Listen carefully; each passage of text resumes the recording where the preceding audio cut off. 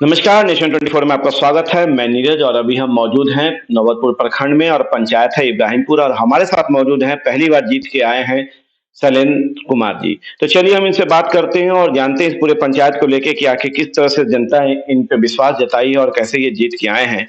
जनता की कौन-कौन सी समस्या इन तक पहुँची है, कौन-कौन सी समस्याओं को ये दूर कर रहे हैं और कितने विकास की योजनाएँ को धरातल पे ला पाए, कितनी योजनाओं को हर घर तक पहुँचाने का काम किए हैं और हम अपने माध्यम से आला अधिकारियों से लेके माननीय मुख्यमंत्री से लेके पंचायती राज मंत्री तक उसे पहुँचाने का काम कर रहे हैं, आवाम को दिखाने का काम कर रहे हैं। आखिर इब्राहिमपुर पंचायत किस तरह से चमक-दमक रहा है और कैसे विकास की गाथा को यहाँ लिखी जा रही है मुखिया जी के द्वारा। तो चलिए हम इनसे बात करते हैं और इनकी ही जुबानी सुनते हैं और जानते हैं आखिर इस पंचायत में कैसे सारे योजनाओं को धरातल पे ला रहे हैं, कैसे योजनाओं को घर तक पहुँचा रहे हैं और सबसे मुख्य रूप से कौन-कौन सी वो समस्या है जिससे इनको रूबरू होना पड़ रहा है, जूझना पड़ रहा है और कैसे उसे नजरअंदाज करते हुए विकास की बातें पंचायत में लिख रहे हैं।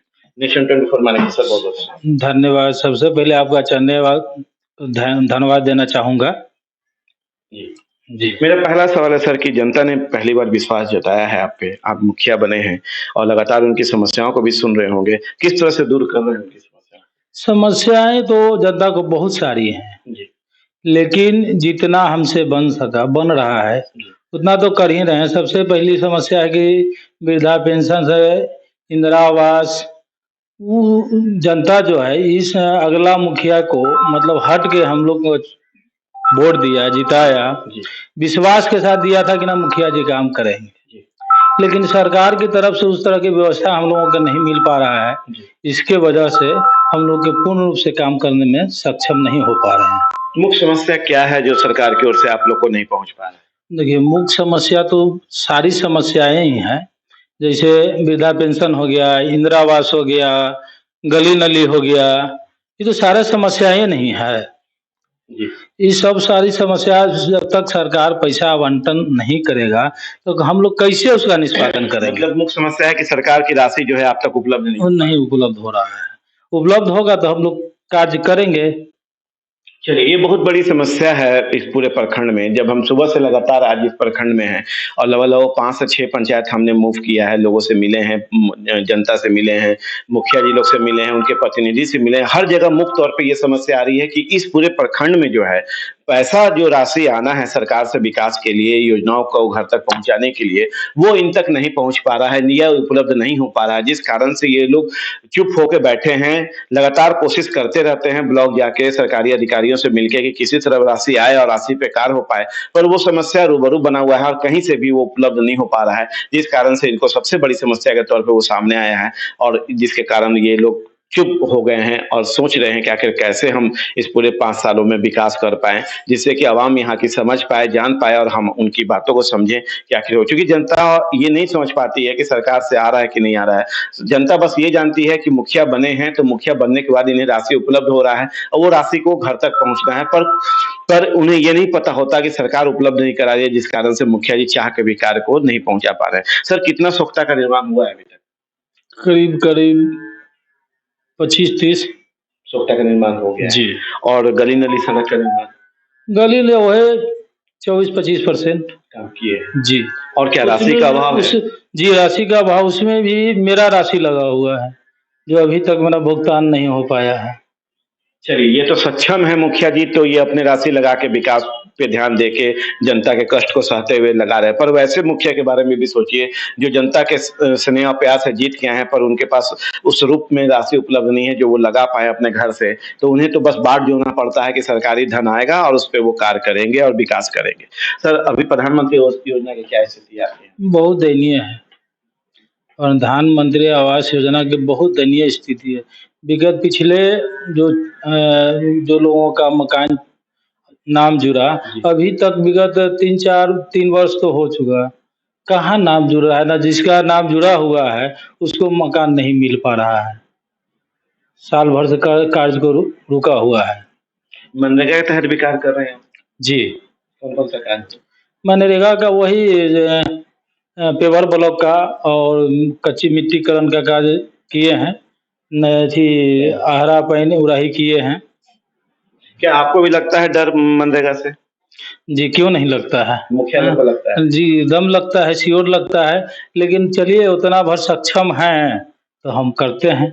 इस उम्मीद से कि आगे राशि उपलब्ध हो हाँ, जाए। आगे इस उम्मीद में कि आगे राशि हमको उपलब्ध हो जाएगा, मिल जाएगा। शिक्षा की क्या स्थिति है सर आपके पंचायत में? शिक्षा का स्थिति मिला-जुला के देखिए कहिएगा तो अच्छा नहीं है। एक ही पाठक के आने के बाद भी? जी, जी। बस थोड़ा-सा शोरगुल हुआ, बाकी फिर तो वही उसी कार्य चल रहा है। अब शिक्षा का जो है स्थिति, आज डीओ मैडम है, आज आंगनबाड़ी केंद्र में पढ़ाई होता है, कहाँ वो देखते हैं सब लोग मिले हुए रहते हैं। उन लोगों को चाहिए कि जब वो लोग स्कूल में जाते हैं जाँच में तो मुखिया जी को कम से कम सूचना कर दें, क्या वस्तु स्थिति है। तो हम तो यहाँ से जान रहे हैं ना, अब आते हैं वो लोग अपना चुपे-चुपे आए स्कूल में गए और चले गए, हम लोग का भी कोई सूचना नहीं मिल यानी पाता। चुप्पी के पीछे ज़रूर कोई हाँ, राज है। कोई न कोई राज है ही है। ये मानते हैं आप? जी, जी, एकदम श्योर। ग्राम स्वराज योजना था गांधी जी का सपना था कि हर पंचायत इतना खूबसूरत बने, इतना डेवलप करे कि शहर से लोग गाँव की ओर रुख करें। जी। क्या लगता है आपको अभी वो सपना चूर हो गया या वैसा स्थिति दिख रही है? नहीं, वो सब सपना चूर हो गया है। कहाँ वैसा स्थिति दिख रहा है। ग्राम सभा गांधी जी का सपना था कि हाँ, आम सभा हो, ग्राम सभा हो, लेकिन अफसर लोग हैं इसको नहीं मानते। ये लोग नहीं मानते हैं कि आम सभा क्या होता है। आम सभा से जो पारित करके दीजिए, वहाँ अफसर का नहीं ये लेटर ऐसा नहीं है, इसका नियम दूसरा है, ऐसा लेटर आया है, उसका लेटर आके लोग मतलब मुखिया जी के ये लोग कठपुतली बना दिए हैं। मतलब आप भी मान रहे हैं कि मुखिया जी अब रबर स्टाम्प पर पुतली बन गए? हाँ, कठपुतली बन गए हैं। कैसे निपटारा होगा इसे? वो रियल चीज़ है, हम लोग इसके लिए संघर्ष जो हमारे संघ है, वो लड़ाई लड़ रहा है और संघ के साथ हम हैं। क्या लगता है इस लड़ाई में आप लोग जीत होंगे? एकदम श्योर, विश्वास है, जीत होगा क्योंकि गलत चीज़ हम लोग नहीं माँग कर रहे हैं। जो गांधी जी का सपना था उसी पर हम लोग माँग कर रहे हैं। जो पंचायत का अधिकार मिलना चाहिए, वो अधिकार को हम लोग लड़ रहे हैं। क्या एकदम नहीं लगता आपको कि सीधे-सीधे थोपा जा रहा है आप लोग पे? रियल चीज़ है।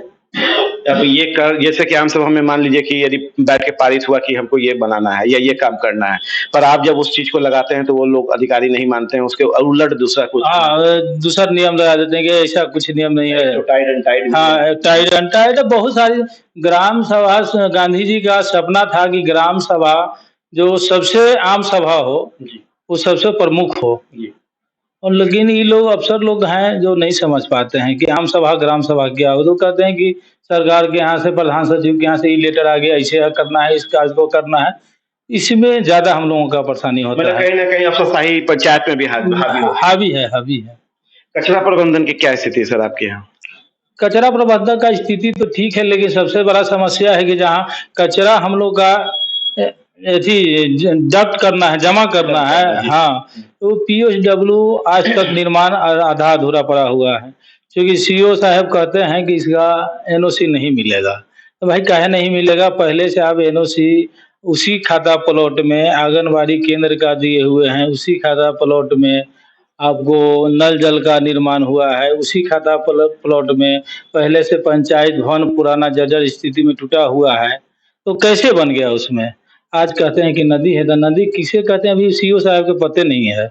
नदी की क्या है? सीओ साहब तालाब को नदी कह दे रहे हैं। हाँ, तालाब को नदी कहते हैं। अब नदी कहाँ है भाई? आप देखिए, आके जाँच करवाइए। हम तो डीडीसी के यहाँ लेटर दिए कि सर इसको जाँच किया जाए। दीदी सर बोले कि ठीक है, उनका हम रिसीविंग रखे हुए हैं, अभी तक इस पर कोई कार्रवाई नहीं हुआ है। क्या आग्रह करना चाहिए हमारे माध्यम से माननीय मुख्यमंत्री जी से? आपके माध्यम से माननीय मंत्री जी को कहना चाहूँगा कि कम से कम इस सब पर आप विशेष रूप से ध्यान दीजिए। अभी आप सुरेंद्र कुमार जी को सुन रहे थे, उन्होंने बहुत बेबाक ढंग से सारी बातों को बताए हैं कि कैसे कष्ट सहते हुए, कैसे समस्याओं से रूबरू होते हुए विकास कर रहे हैं, योजनाओं को धरातल पे ला रहे हैं।